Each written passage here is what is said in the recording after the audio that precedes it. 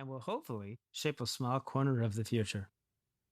For most people, the first lick or two of a song will trigger a memory like the ones I've just described, a warm shower of feelings linked to a lyric or a beat. Songs are like pages in a scrapbook, each igniting an emotion from the past. But when that person whose life is laid out in those pages can no longer hear, when the sounds that jar the memories slip away like a friend's voice in a passing car, the scraps within the pages of that book suddenly stop. One page is filled with vivid recollections. The next is vacant and white. All the misty watercolor memories of the way we were faded like photos in a ceaseless rain. Deafness is hard to describe because it's impossible to simulate. Ears don't have eyelids. You can't remove your auditory receptors for an hour or two just to experience what it's like. Deafness is unique among the senses in that respect. If you want to know what it's like to be without sight, you can put on a blindfold in the dark and bump into things for a while. You can also get a shot of Novocaine and marvel at the weirdness that comes with losing your sense of touch. If you've contracted a virus, there's a chance you've lost your sense of taste or smell. Being deaf is different. You can simulate hearing loss easily enough. Put in earplugs and don a noise-canceling headset, and you'll muffle most sounds. But if lightning strikes a tree nearby, you're gonna hear something. Even in your quietest moments, there are sounds. SUVs lumbering down your street, neighbors mowing their lawns, dogs barking, or the hint of a breeze rustling the Bradford pears around you. Go indoors to the quietest place in your home, and you will still hear things. The patter of your own footsteps, the rasp of your own breath, or a late morning growl from your stomach, alerting you that it's lunchtime.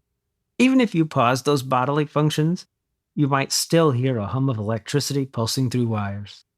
The point is, no matter how quiet you make things, hearing people hear, which is great. However, that makes it harder to appreciate those who can't. Deafness remains foreign to most for a good reason. Almost 1 million people in the United States can't hear anything. Those are the people who, without an assist from technology, couldn't hear a cowbell if you rang up behind them. That may seem like a big number, but in a country of 330 million, it's far enough down the list that it's reasonable to have never met anyone who is deaf. It's also worth noting that more than half of those who are completely deaf are over the age of 65. That is quite different from quote-unquote hearing loss, which affects well over 466 million people worldwide, with that number continuing to rise. Hearing loss falls on a wide spectrum, and you know plenty of those people. It's the guy in the office next door who has his hearing aids that you never noticed until he pointed them out to you. It's your mom who's tilting her head and saying, "What'd you say?" more often than she did a year ago. It could be the girl on your daughter's soccer team with a quarter-sized disc attached to the back of her head and a wire that runs somewhere. You'd love to know more about her, but it's awkward to stare and scary to ask. So, like most people, you do nothing. All of them and many more live under the roof we label as hearing loss.